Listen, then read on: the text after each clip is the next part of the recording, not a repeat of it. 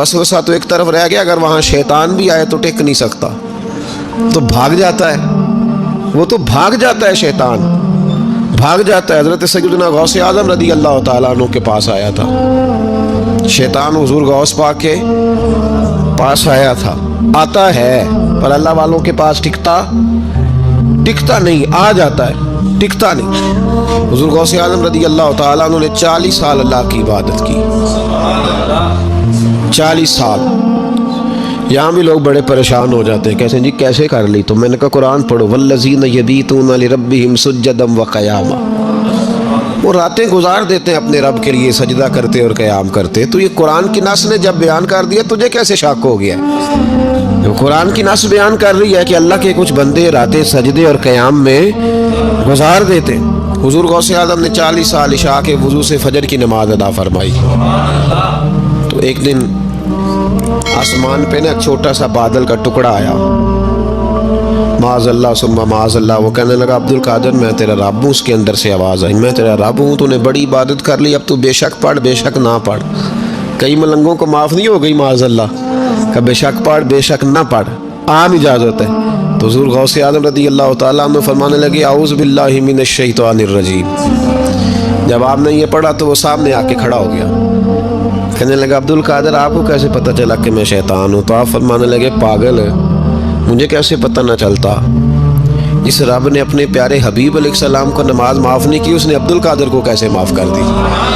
जब हुजूर के लिए ये हुक्म नहीं आया कि महबूब चाहे पढ़ो चाहे ना पढ़ो, वहाँ तो हुक्म आया कि महबूब तहज्जुद भी पढ़ो, व मिनल लैली फतहज्जद बिही नाफिलतल लक, नफ़ा देगी आपको तहज्जुद भी पढ़े।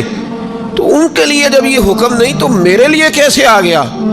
अब शैतान था ना, तो उसने फिर एक और चाल चली, ये बाज नहीं आता, हम बाज आ जाते हैं कई दफ़ा, उसके पीछे पीछे चलने लग जाते हैं, लड़के थक जाते हैं, वो नहीं थकता, वो नई से नई चाल, नई से नई चाल, उसका नया से नया रूप, मिनल जिन्नते वन्नास, जिन्नों में से भी और इनसे, उसके नए से नए रूप होते हैं। उसने एक नया रूप धार लिया, कहने लगा अब्दुल कादिर 300 वली मैंने इसी तरह गुमराह किए, आप चूँकि आलिम थे तो आपके इल्म ने आपको बचा लिया। तो गौसे आज़म फरमाने लगे नए रूप से आए हो? कहने लगा 300 मैंने गुमराह किए, ये तो आप आलिम थे तो बच गए, आप जानते थे तो बच गए, मैंने 300 गुमराह किए। तो हुजूर गौसे आज़म फरमाने लगे फिर गुमराह करने लगे हो नया रूप धार के? मुझे मेरे इल्म ने नहीं बचाया, मुझे अल्लाह के फजल ने बचाया है। कई आलिम भी तो गुमराह हो जाते हैं ना, मुझे मेरे इल्म ने नहीं बचाया, मुझे मेरे अल्लाह के फजल ने बचाया।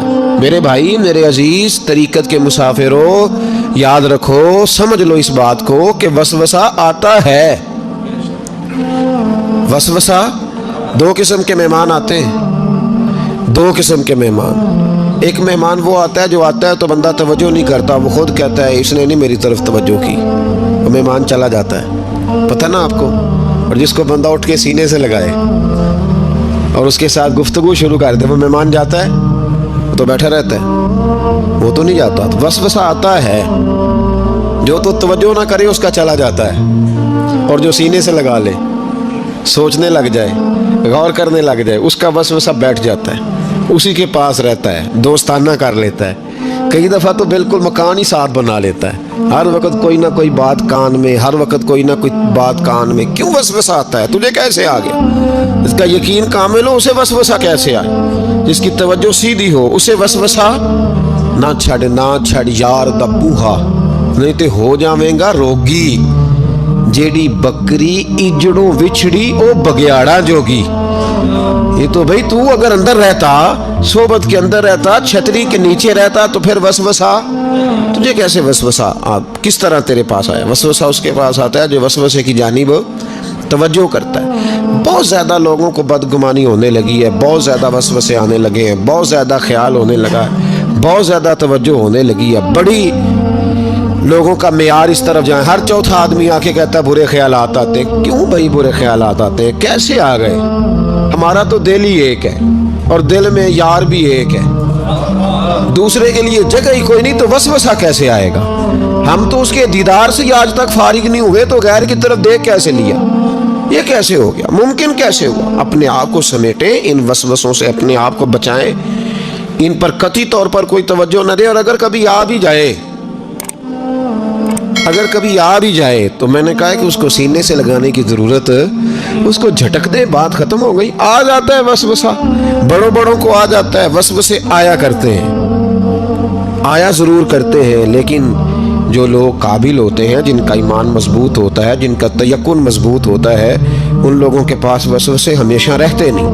ایک اہم بات اصلاح کی جو سمجھنی بڑی ضروری ہے، آپ کے لیے بڑی ضروری ہے۔ آپ نے یہ غور کرنا ہے کہ وسوسہ آتا کہاں سے ہے۔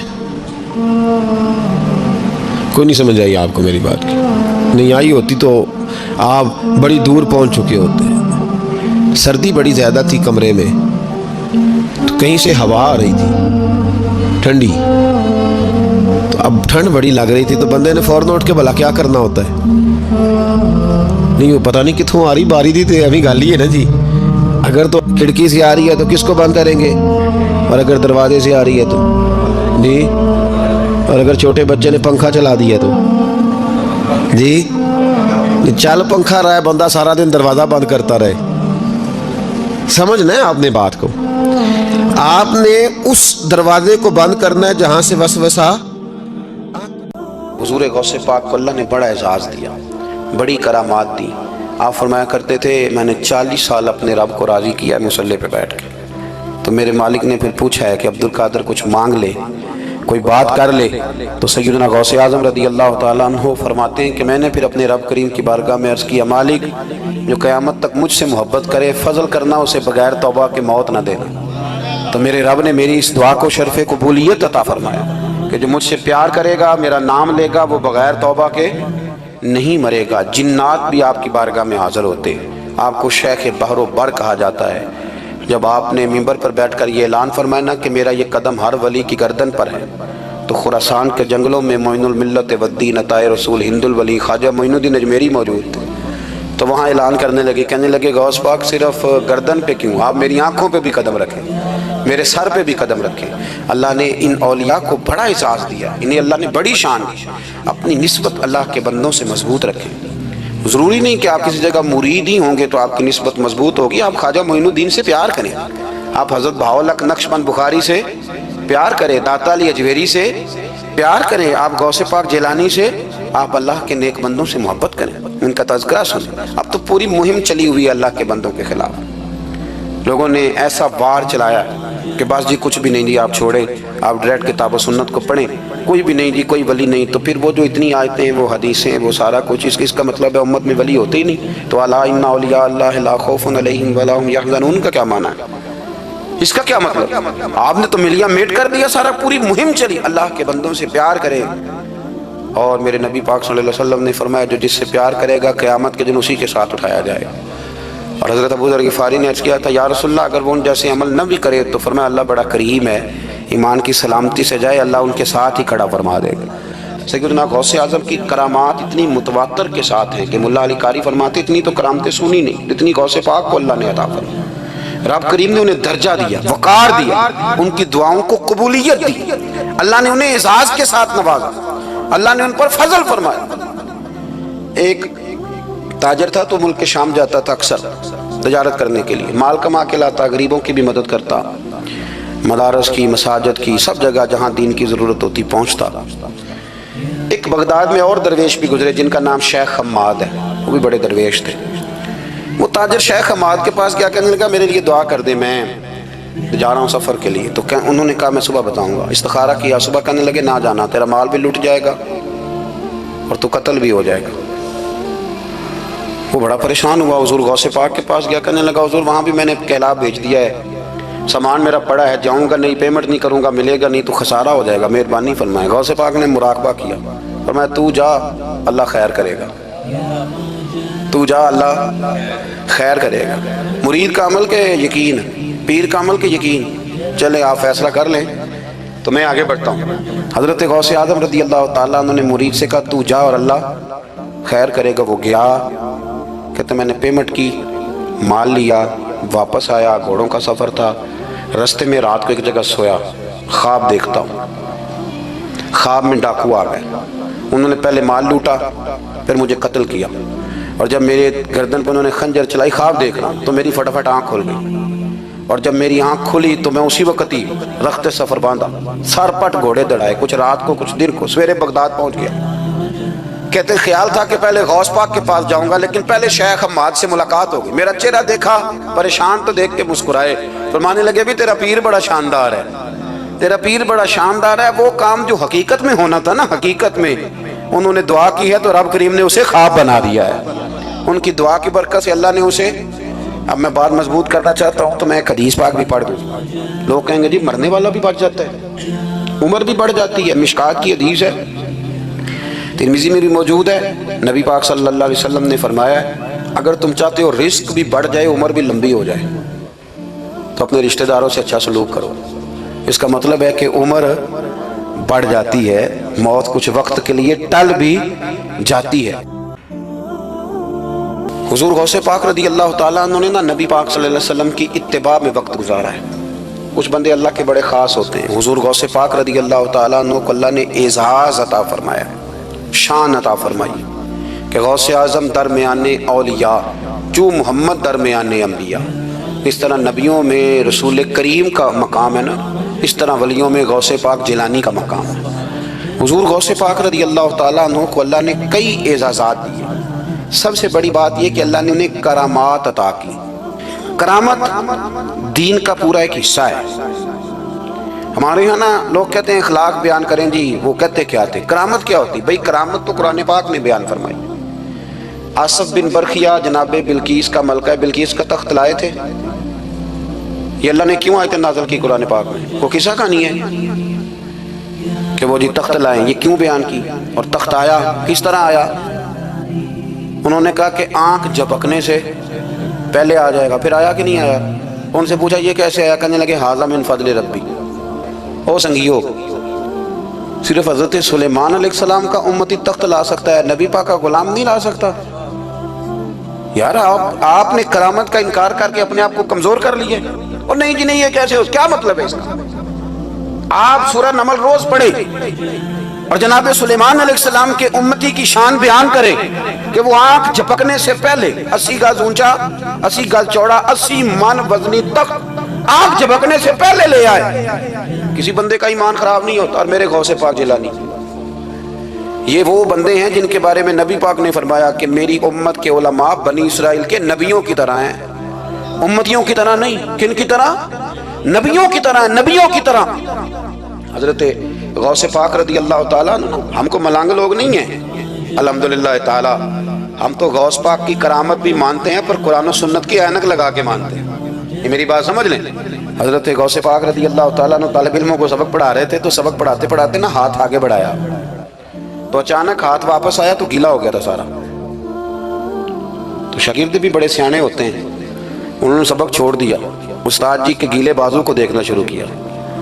حضور یہ کیا ہے؟ تو غوث پاک بھی غوث پاک تھے، ہر بندے کا ہاضمہ اتنا اچھا نہیں ہوتا کہ اس کو ہر بات ہضم ہو جائے۔ کئیوں کو بد ہضمی بھی بڑی سخت ہوتی ہے، کھٹے کھٹے ڈکار آتے ہیں بات سن کے، کانوں سے دھواں بھی نکلتا ہے کئی دفعہ۔ تو انہوں نے پوچھ لیا فٹافٹ کہ حضور یہ کیا ہوا؟ تو غوث پاک کو پتا تھا کہ سب کا ہاضمہ ٹھیک ہے۔ میاں صاحب نے بھی کہا تھا خاصاں دی گلامہ آگے نہیں مناسب کرنی۔ اگلا شعر میں نہیں پڑھنا کیونکہ زیادہ ڈاٹا ہے، تو میں ادھر ہی رہتا ہوں، اتنا ہی کافی ہے کہ خاصاں دی گلامہ آگے نہیں مناسب کرنی۔ انہوں نے کہا حضور یہ کیا ہے؟ تو آپ فرمانے لگے تمہارے والی بات نہیں۔ اللہ اکبر۔ ابھی سبق پورا ہو رہا تھا تو بندے دوڑے دوڑے آ گئے اور انہوں نے نعرے لگانے شروع، یا غوث یا غوث یا غوث۔ لوگ کہتے ہیں غوث پاک سے ملتا نہیں، میں کہ ٹھیک ہے انہوں نہیں نہ ملیا، جنہوں ملیا اس سے رولا پانا نہ بڑا ملیا بڑا ملیا بڑا ملیا، اپنا اپنا معاملہ نا۔ کسی نے کہا حضور کچھ نہیں دیتے، تو کسی نے کہا میرے کریم سے گر قطرہ، کسی نے مانگا دریا بہا دیے، در بے بہا دیے، جس کو ملا وہ تو شور کرے گا۔ تو تھوڑی دیر کے بعد ہی بندے پہنچ گئے، انہوں نے آ کے یا غوث کے نعرے بھی لگائے، وہ مچلے بھی، وہ روئے بھی، وہ قدم بھی چومے، اپنے مقدر پہ ناز بھی کیا۔ شکر ہے اللہ کا، اللہ نے ہمیں آپ کا غلام بنایا، شکر ہے۔ تو طالب علموں نے پوچھا ہوا کیا؟ کہنے لگے کشتی میں بیٹھے تھے تو ڈوبنے لگی تھی، تو ہم نے کہا کہ ہم تو غوث پاک کے ماننے والے ہیں۔ تو پھر حضور غوث اعظم کا دست مبارک نمودار ہوا ہے اور کشتی کو پکڑ کے کنارے لگا دیا ہے۔ کشتی کو پکڑ کے کنارے لگا دیا ہے. ایک قریب کہنے لگا یہ کیسے ہو سکتا ہے, تو دوسرا اس کی کمر پہ تھپکے دے کے کہنے لگا ویسے ہی ہو سکتا ہے جیسے آصف بن برقیہ کے ساتھ ہوا تھا, بالکل ویسے ہی ہو سکتا ہے. سیدنا غوث اعظم کی کرامات اتنی متواتر کے ساتھ ہیں کہ ملا علی قاری فرماتے اتنی تو کرامتیں سنی نہیں جتنی غوث پاک کو اللہ نے عطا فرمائی. رب کریم نے انہیں درجہ دیا, وقار دیا, ان کی دعاؤں کو قبولیت دی, اللہ نے انہیں اعزاز کے ساتھ نوازا, اللہ نے ان پر فضل فرمایا.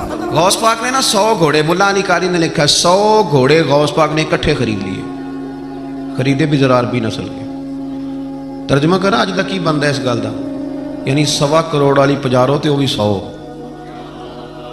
بڑی مشکل میں نہیں آ جاتے دیکھنے والے. 200 مولوی صاحب دا کی کام میں اینیاں گڈیاں وہ کٹھیاں وہ ہے گل. تو غوث پاک نے 100 گھوڑے کٹھے ہی, یہاں ایک روایت ہے کہ 50 گھوڑے عربی نسل کے مہنگے. اس دور میں وہی عربی نسل کے گھوڑے کمانا وہی تھا جو آج آپ کے یہاں نا لینڈ کروزر کمانا ہے. ایک غوث پاک کا مرید تھا, تو ایک شخص کہنے لگا چل میں تجھے اپنے پیر صاحب سے ملا کے لاؤں. مولانا علی قاری نے اس کو لکھا ہے, تو وہ کہنے لگے میں نہیں جاتا پیروں کے پاس. اس نے کہا چل تو صحیح. وہ لے آیا. پہلے دن داخل ہوئے تو غوث پاک کے استقبال میں 50 گھوڑے بندھے ہوئے. پہلا ہی شکوہ, کہنے لگا یار غصہ نہ کرنا. یہی ہوتی ہے نا باتیں, اسٹائل بھی یہی ہوتی, غصہ نہ کرنا. ویسے ایک گھوڑے سے بھی کام چل ہی سکتا ہے. آپ کو پتہ ہے نا, بڑا بڑا لوگوں کو یاد آتا ہے غریبوں کی بچیاں اور فلانی شے اور غریب اور یہ بڑی بڑی چیزیں یاد آ, اس کو بھی یاد آ. غصہ نہ کرنا. میں اب اس بیچارے کے پاس جواب بھی کوئی نہیں تھا کہ حضرت صاحب بات تو ٹھیک ہی ہے, لیکن جب آپ کسی کے ہاتھ پہ بیعت کر لیتے ہیں نا, پھر آپ کا ان کہانیوں میں الجھنا بنتا نہیں. پھر آج یہ تو باتیں پہلے کی تھی نا, سوچتے پہلے تو بات ہو گئی, اب تو عمل کرنا ہے. تو ہوتے ہیں کچھ کچے بندے بھی بیچارے جو ساری زندگی سیدھے سیدھے ہونے میں ہی ٹائم گزار دیتے ہیں, اور جب تک پکے ہوتے ہیں تب تک کام ہی کھڑا ختم ہو جاتا ہے. غوث پاک کا وہ مرید کہنے لگا یار بات تو تیری ٹھیک ہے, پر چلو میں پتہ کروں گا 50 کیوں ہیں. آئے ملے, لیکن وہ روز تنگ کرتا وہ بندہ. پھر پوچھا پیر صاحب سے 50 گھوڑے کیوں رکھے ہیں. پھر پوچھا پیر صاحب سے. یہ اس شخص نے لکھا ہے جنہوں نے مشکات کی شرح بھی لکھی ہے. میں صوفی درویش کی بات نہیں کر رہا, ایک محدث کی بات کر رہا ہوں جنہوں نے بات لکھی ہے. فرمانے لگے وہی بندہ اعتراض کرنے والا بیمار ہو گیا, جگر میں کوئی ایسی تکلیف ہوئی کہ بغداد کے سب سے بڑے طبیب نے کہا کہ تیرا علاج صرف ایک صورت میں ممکن ہے کہ عربی نسل کا گھوڑا ہو, اسے ذبح کریں گے, اس کا جگر نکالیں گے, وہ تجھے کھلائیں گے دوائی میں, اور 50 گھوڑے ہوں گے تو ٹھیک ہوگا. اب مسئلہ جب یہاں تک پہنچ گیا تو مرتا کیا نہ کرتا. پھر اپنے اسنگی سے کہنے لگا چل پیر صاحب کے پاس. اس نے کہا میں نہیں ہوں جانا. اس نے کہا نہیں تیری مہربانی, اور تو کوئی کسی اور چیز پہ بھی تو اللہ کا واسطہ. وہ مانیں گے ہی نہیں. اس نے کہا پیر پکڑوں گا, میں منت کروں گا, میں خدا رسول کے واسطے دوں, ایک دفعہ چل ورنہ مر جاؤں. اب مرنے والا بندہ کیا کرے جب موت سامنے نظر آئے. تو گیا غوث پاک کے پاس اور کہتا سارے رستے سوچتا گیا کہ پیروں پہ سر رکھوں گا, پگڑی اتاروں گا, یہ کروں گا, منت کروں گا, ماں کی بات سناؤں گا, اپنی بہنوں کا واسطہ دوں گا, بڑا کچھ کروں گا, حضور اس کے صدقے مان جائیں, چھوٹے بچوں کی بات سن. سارے رستے تیاری کرتا گیا, لیکن جب غوث پاک جیلانی کی ڈیوڑی میں قدم رکھا تو شیخ عبد القادر جیلانی دیکھ کے مسکرائے.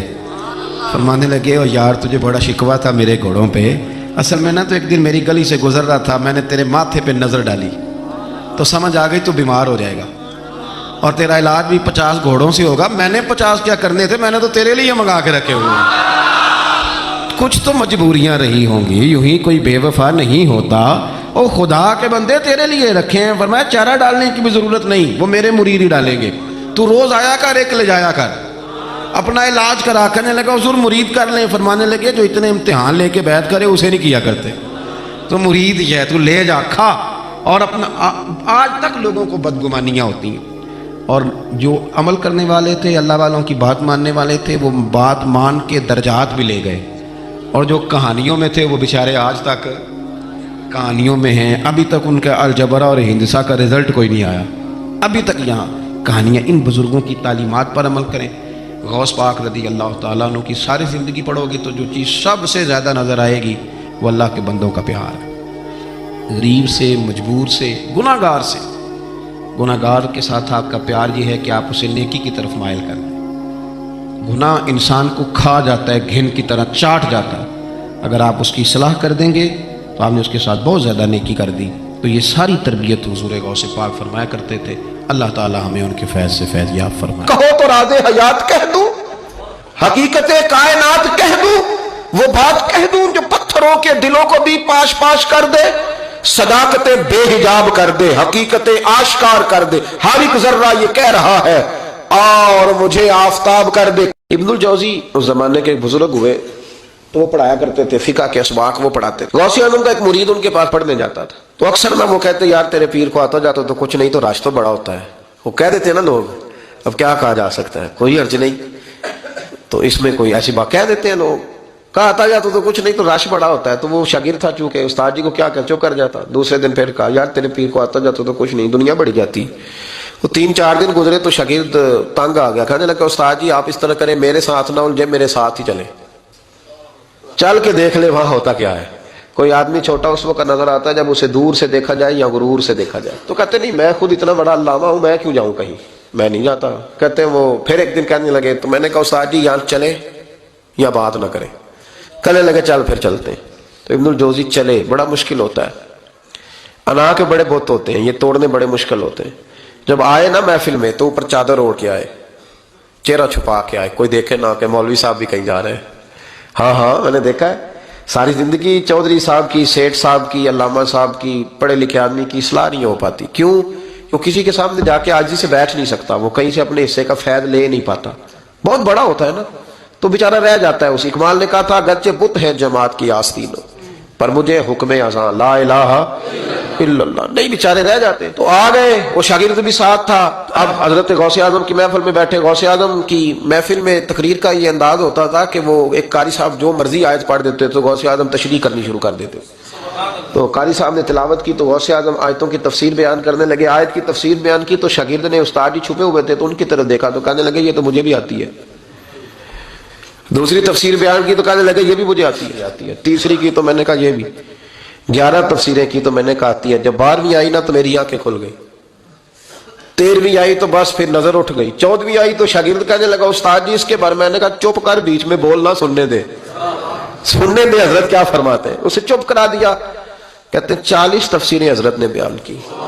پھر وہ سر سے دوپٹہ اور وہ کپڑا کب سرکہ سمجھ نہیں آئی, کب میرا چہرہ خود بخود کھل گیا, کوئی سمجھ نہ آئی, اتر گیا سارا کچھ. فرماتے 40 تفسیریں ایک آیت کی بیان کر کے غوث پاک کہنے لگے بس سننا ذرا, جملہ سننا. فرمانے لگے بس بھائی اب کال ختم, اب حال کی طرف آتے ہیں. اب کال ختم, ظاہری باتیں ختم, اب آؤ حال کی طرف. تو ابن الجوزی کہتے ہیں میں سنجیدہ آدمی تھا, پر اللہ اکبر کہا تو میرا کرتا پھٹ گیا, پگڑی گر گئی. اور میں غوث اعظم کے قدموں میں لگا. میں نے کہا بابا آج اتنا ہی, آگے نہیں جانا ورنہ کلیجہ پھٹ جائے گا, آگے نہیں جانا ورنہ بکھر جائے گی ہر چیز. کہو تو راز حیات کہہ دوں, حقیقت کائنات کہہ دوں, وہ بات کہہ دوں جو پتھروں کے دلوں کو بھی پاش پاش کر دے, صداقت بے حجاب کر دے, حقیقت آشکار کر دے. ہر ایک ذرہ یہ کہہ رہا ہے اور مجھے آفتاب کر دے. کہوں آگے بات, تو کہا نہیں آگے نہ بولنا ورنہ کلیجہ پھٹ جائے گا. حضرت یحییٰ بن نجاح کہتے ہیں میں غوث پاک کی محفل میں گیا تھا اور ایک دھاگا لے گیا تھا. آج میں نے گننا ہے کتنے بندے توبہ کرتے ہیں. ہماری مجلسوں میں نوٹ گنے جاتے ہیں, وہاں کا گنا جا رہا, گننا ہے آج کتنے لوگ توبہ کرتے ہیں. تو کہتے ہیں غوث اعظم تقریر ختم کرتے تھے تو 15 لوگ وہاں سے کھڑے ہوتے تھے. حضور ڈاکو تھے, ظالم تھے, آج کے بعد توبہ کرتے ہیں, غریبوں کا مال بھی واپس کریں گے اور محنت کر کے کمایا کریں گے. 50 وہاں سے کھڑے ہوتے, حضور شرابیں پی, بدکاریاں کی, آج کے بعد کھری توبہ کرتے ہیں. 10 وہاں سے, 20 وہاں سے. اس نے توبہ کی تو میں نے ایک گرہ دے لی, گنڈ ایک گرہ میں نے لگا دی, گانٹھ ڈال دی. دوسرا اٹھا تو میں نے ایک اور دے دی, تیسرا اٹھا تو اور دے دی. آج میں نا گرے لگاتا جاتا ہوں, آخر میں دیکھوں گا کتنے بندے کتنی گرے بنتی ہیں. کہتے ہیں 1-1 2 توبہ کر رہے تھے تو گرہ لگ رہی تھی, 15 اکٹھے اٹھنے لگ گئے. اب میں کیسے گرے لگاؤں, پھر 50 اٹھنے لگے. کبھی میں غوث اعظم کی طرف دیکھتا, کبھی بندے گنتا, کبھی گرے دیکھتا. جب میں الجھ گیا نا تو حضور غوث اعظم نے تقریر کرتے کرتے میری طرف دیکھا اور دیکھ کے مسکرائے, کہنے لگے یحییٰ میں دلوں کی گرے کھولتا جا رہا ہوں, تو لگاتا جا رہا ہے. میں تو گرے کھول رہا ہوں اور تو لگا رہا ہے. پھر فرمانے لگے یہ میری وجہ سے توبہ نہیں کر رہے, میں کون ہوتا ہوں, یہ تو خدا کے فضل سے توبہ کر رہے ہیں. اور فرمایا یحییٰ تو بچا, اللہ کا فضل گن سکتا ہے, تو اس کا کرم گن سکتا ہے. یہ کرم برس رہا ہے لوگوں پہ, یہ کرم برس رہا ہے, یہ اس کی رحمت ہے ساری. اور اللہ کی رحمت گنی جا سکتی، شمار کی جا سکتی، کسی جگہ قید کی جا سکتی، یہ کرم ہے اللہ کا، تو کیسے گن سکتا ہے؟ ہٹ جا۔